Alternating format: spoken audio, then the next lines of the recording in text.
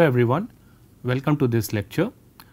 Just to recall, in the last lecture we had seen how to construct message authentication codes which are secure even against a computationally unbounded adversary. So, in this lecture we will introduce another interesting cryptographic primitive called cryptographic hash functions, which has got several applications where with one of the applications being the construction of efficient message authentication codes. So, we will introduce the formal definition of cryptographic hash functions, and we will also formally define what exactly we mean by the collision resistance property of cryptographic hash functions, and then we will discuss the Merkle-Damgard paradigm, which is an interesting paradigm and used for construction of several practical collision resistant hash functions. So, let us begin with the definition of cryptographic hash functions. So, this primitive has got tremendous applications both in the symmetric key as well as in the public key setting, and the primary application of this cryptographic primitive is data compression, and it has got several other applications like construction of message authentication code as a key derivation function for deduplication purpose, virus fingerprinting and so on.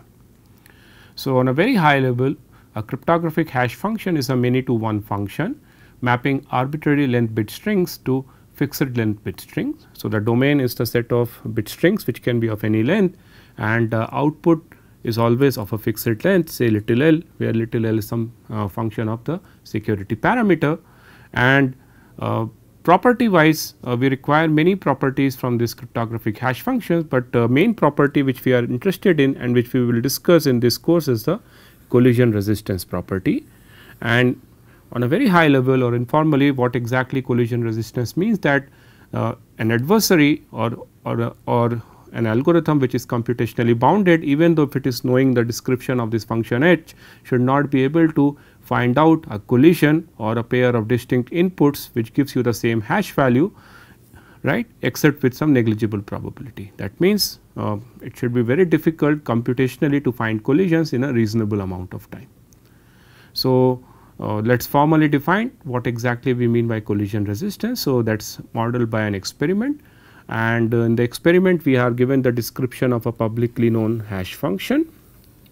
right, and name of the experiment is hash collision experiment, and we have a polynomial time adversary, and basically the goal of the adversary to come up with a pair of messages, say m comma m star, from the domain of this hash function. And the security definition here is that we say that the function h is a collision resistant hash function or CRHF if for every polynomial time adversary participating in this experiment, the probability that the adversary could come up with a colliding pair, namely with a pair of distinct inputs m comma m star, such that both m as well as m star gives you the same hash value, is upper bounded by some negligible function. Right. So, basically the goal of the challenger, the goal of the adversary here is to take the description of your hash function and come up with a pair of colliding inputs. If it is able to do that with a non-negligible advantage, then we say that the function h is not a collision resistant hash function, otherwise we say that the function h is a collision resistant hash function. Notice that the function h is not a keyed function, it is an unkeyed function, and there is and the function h is a deterministic function. There is no internal randomness present in the inside the function h, right. So, even though the function h is deterministic, there is no key, the challenge for the adversary is to come up with a pair of colliding inputs. It turns out that there is a slight technical issue with the above definition, in the sense that if the above is the definition of collision resistant hash function, then we cannot define any function h, or we cannot construct any function h which satisfies the above definition. This is because, as I said, that the domain of the function h is the set of all bit strings, and which is significantly larger than the size of the codomain, because your codomain consists of only strings of length little l bits, and that is why the function h is a many to one function, and as a result there are always collisions which are present in the function h, which follows from your pigeonhole principle, because if you have a many to one function, then definitely you will have multiple inputs x comma x star or m comma m star which have the same hash output. And there always exists a adversary which I say a collision adversary which could be hard coded with such a colliding pair of inputs m comma m star. That means if I if such an adversary A sub call participates in this hash collision experiment, then it can simply output the message pair m star, which is hard coded with the adversary. Adversary do not have to do any step, it is a constant time attack. That means fundamentally the way we have defined a collision resistant property, it is not possible to satisfy step definition against any construction of hash function, right. However, interestingly it turns out that most of the practical instantiations of hash functions, some of which we are going to discuss, there are no collisions which are hard coded in their design. That means we believe that there exists no adversary which already knows or which is hard coded with a pair of inputs m star, which constitutes a collision for the corresponding hash function. So, that is why technically even though there is a challenge associated with the definition, we stick to this definition of collision resistant hash function. I also stress that the security property or the collision resistant property does not demand that there should not be any collision in the function h, because by design itself it is a many to one function, and as I said by pigeonhole principle it follows that there will be several collisions which are present with respect to the function h. The challenge is to design a polytime algorithm or a computationally efficient algorithm which, when given the description of the function h, could come up with at least one such pair of collision with a non-negligible advantage. That is a security requirement, or that is what we mean by the collision resistant property. So, now we have the definition of collision resistant hash function. So, we will be interested to see whether indeed it is possible to design such functions or not.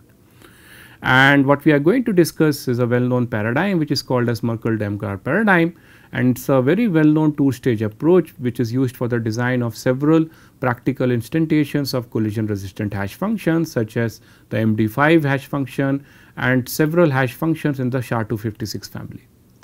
So, as I said, it is a two stage approach for constructing a collision resistant hash function. So, in stage 1 what we do is we aim to design a fixed length collision resistant compression function.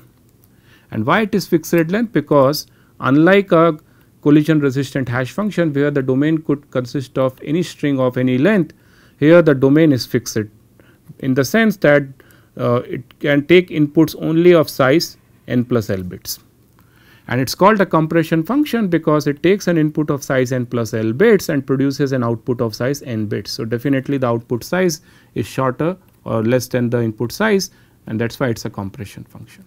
So, pictorially you can interpret that we are interested in stage 1 to construct some function h which takes an input of size n plus l bits, which can be passed into two input halves, the first half of size n bits and the second half of size little l bits. So, that is why you can interpret the domain of this function h to be the Cartesian product of an x set which consists of strings of length n bits and another set y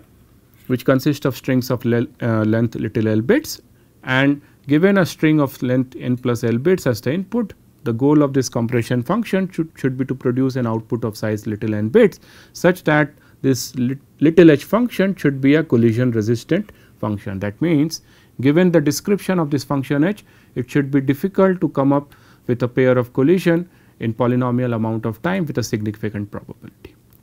Once we have such a compression function, fixed length compression function, in stage 2 what we do is we apply this well known Merkle-Damgard paradigm to construct a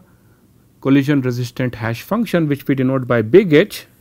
which can take any string as input of length up to say big L bits.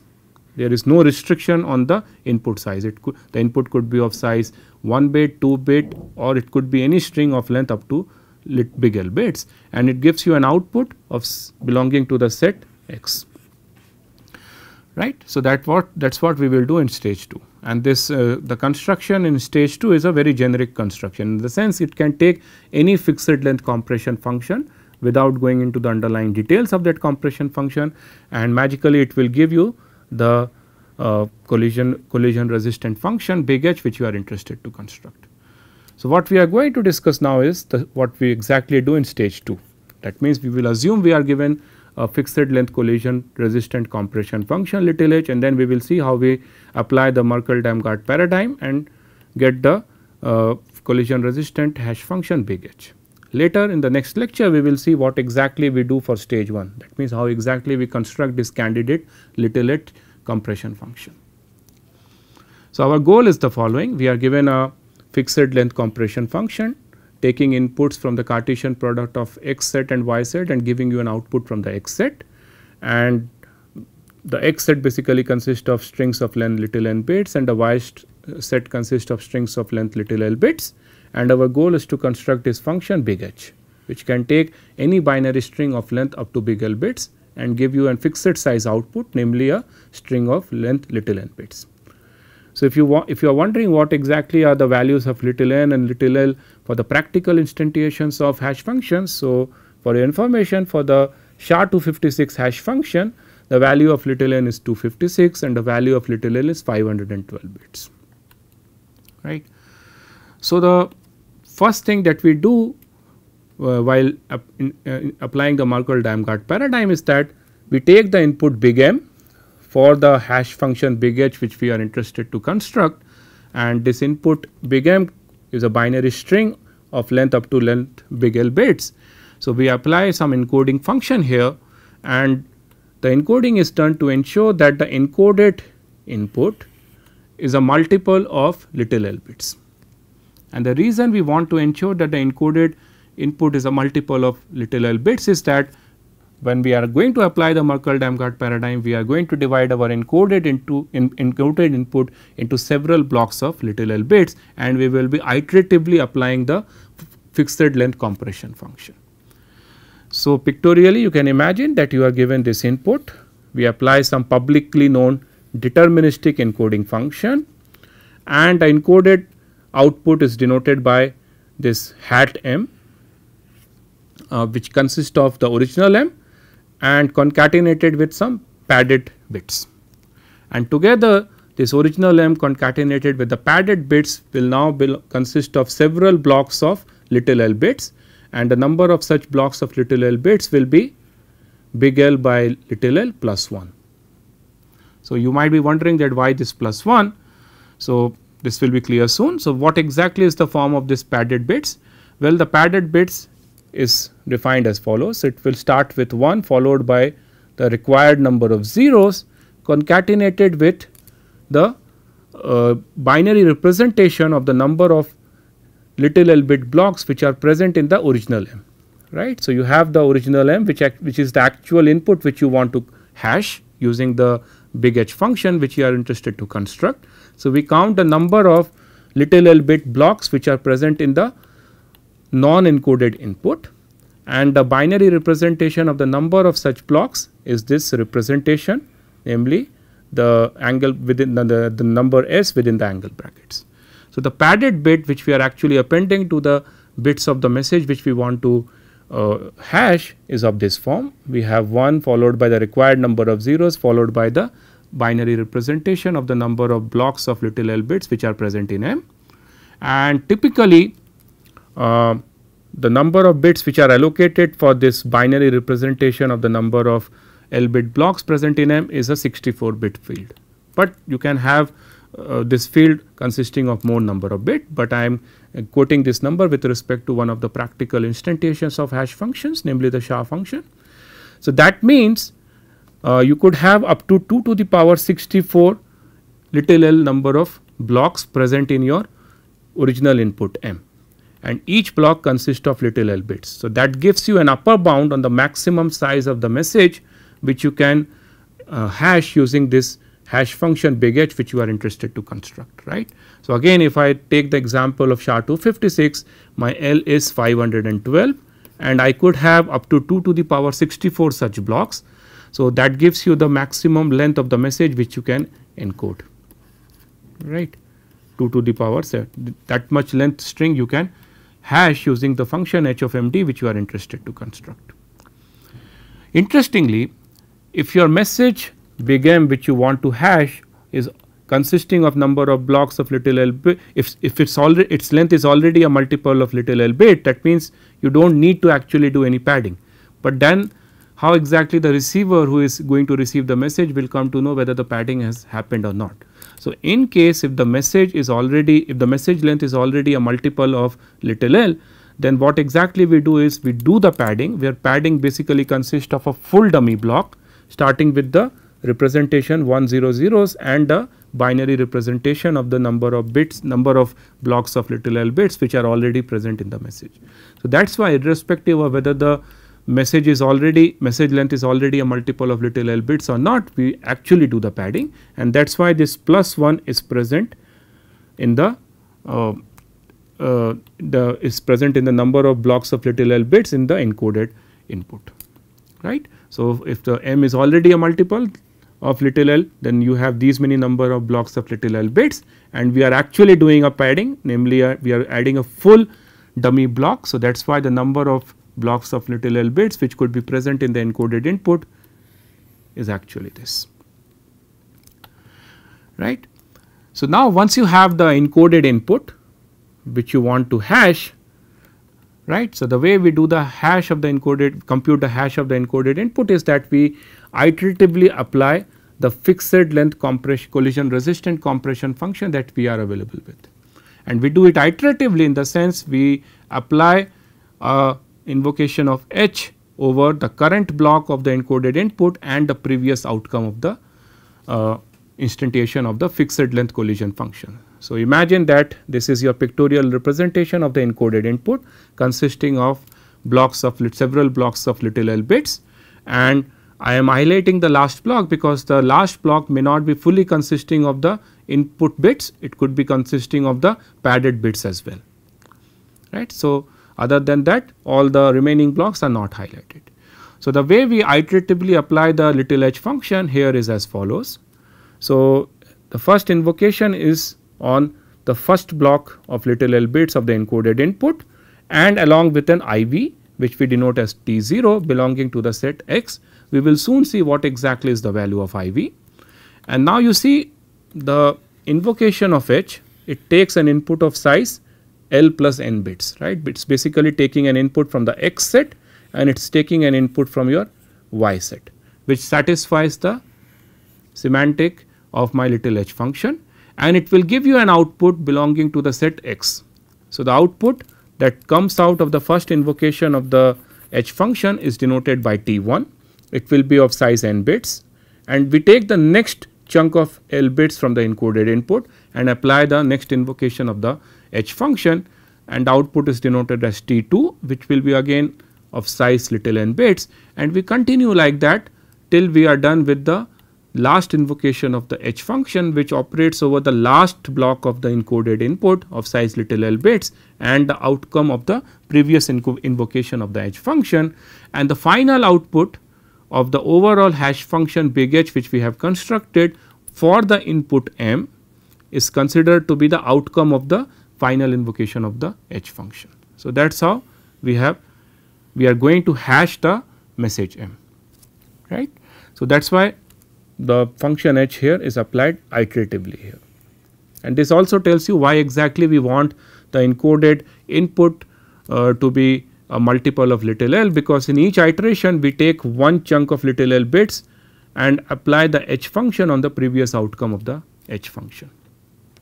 right. So, now you might be wondering what exactly is an IV, is it some random entity or not. So, as I said, the hash functions are deterministic functions. So, IV is not a random value, it is a fixed publicly known value. You can take it say all zeros which set once for all, or for some practical instantiations of the hash function this IV is set to some very complicated string.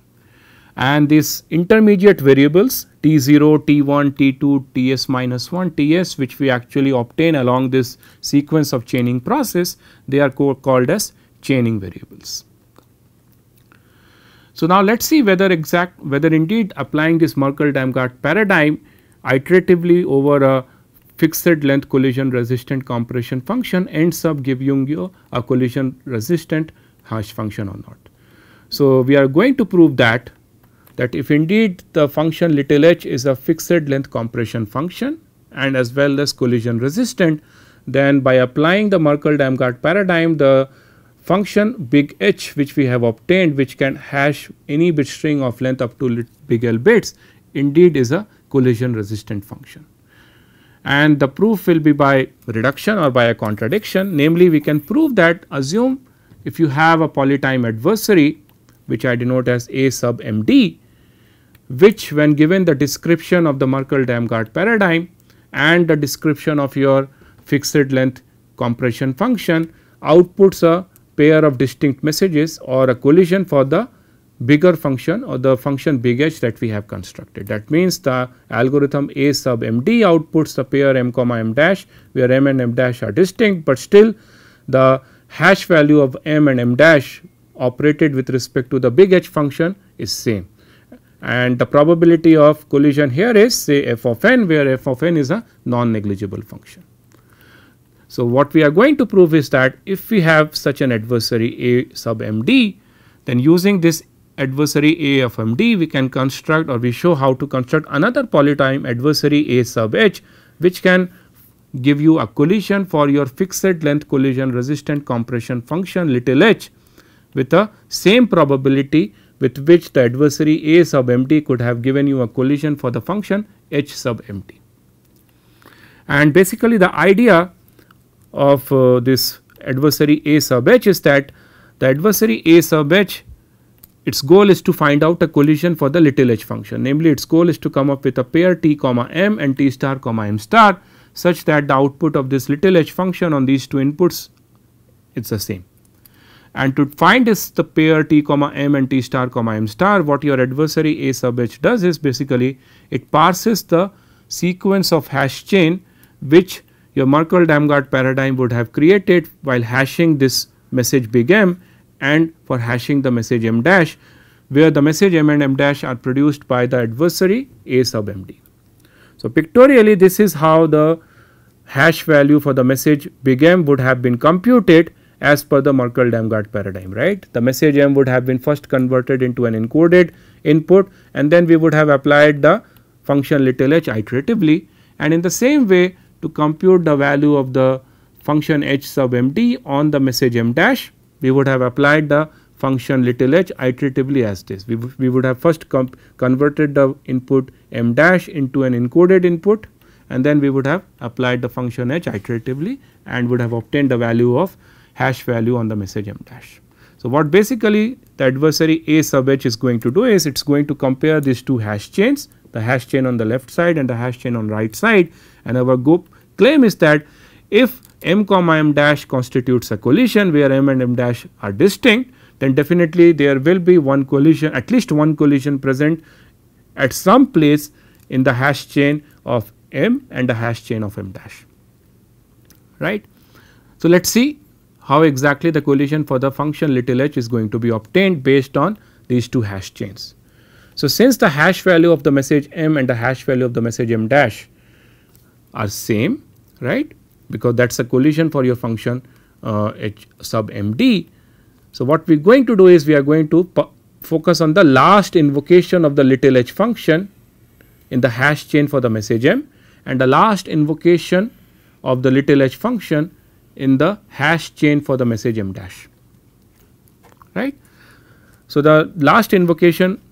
for the message m is on your left hand side and the last invocation for the hash chain on m dash is on the right hand side, and as you can see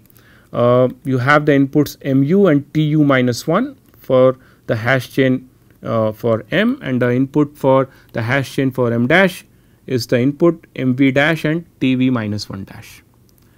So, there could be two possibilities. If this joint input tu minus 1 concatenated with mu is different from t dash v minus 1 concatenated with m dash v, then that itself creates a collision for your little h function, because what is happening here is that even though the combined input here is different from the combined input here, their output with respect to the little h function are same, because that is what is the overall output of the hash value big H for the message m and m dash. So, if we are in this case, then we have spotted a collision very easily, namely we have spotted the collision with respect to the last invocation of the little h function. Otherwise, it implies that the combined input tu minus 1 and mu is the same as the combined input t dash sub v minus 1 and m dash sub v. and that automatically means that the number of blocks which are present in the message M and M dash are same, namely u is equal to v, because we are in the case when this mu and M dash sub v are same, right. And remember, mu and M dash sub v are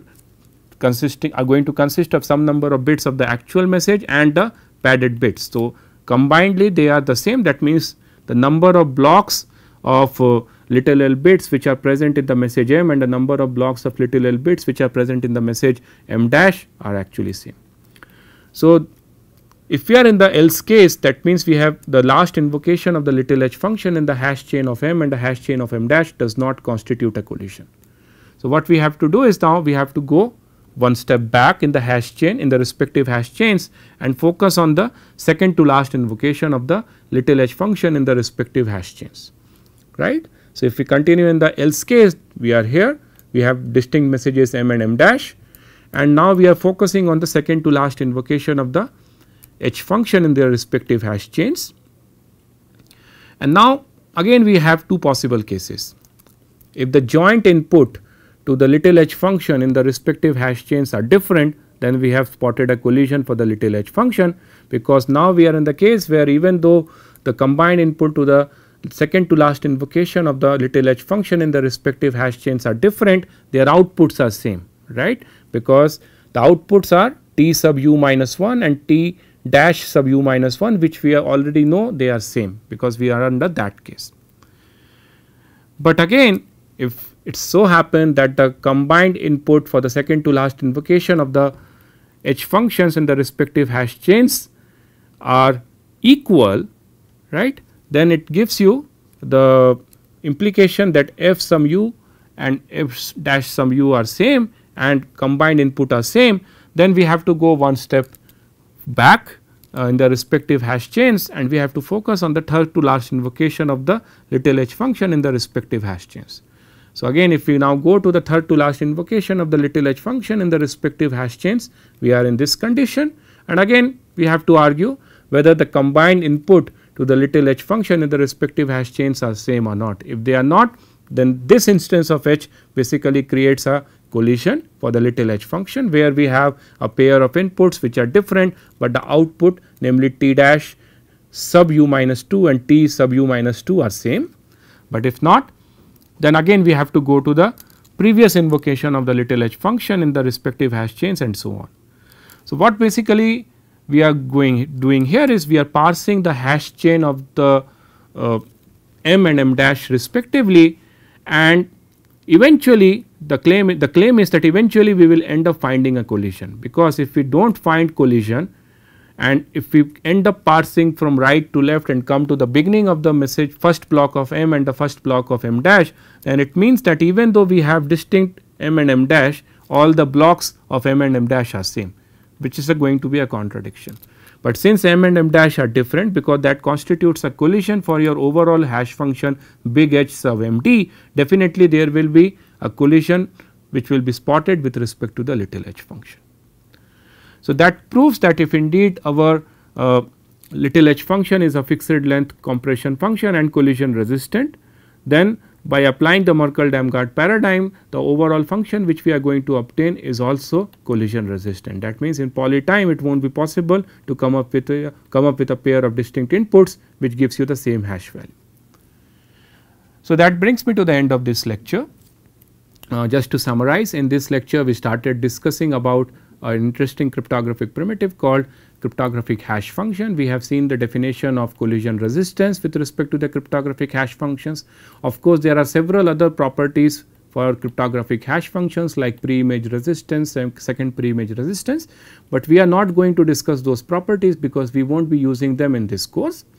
We also discussed about the Merkle-Damgard paradigm, which is a well known paradigm used in several practical instantiations of cryptographic hash function, and what basically Merkle-Damgard paradigm does is it takes any fixed length collision resistant compression function, apply a collision resistant hash function for any size input. Thank you.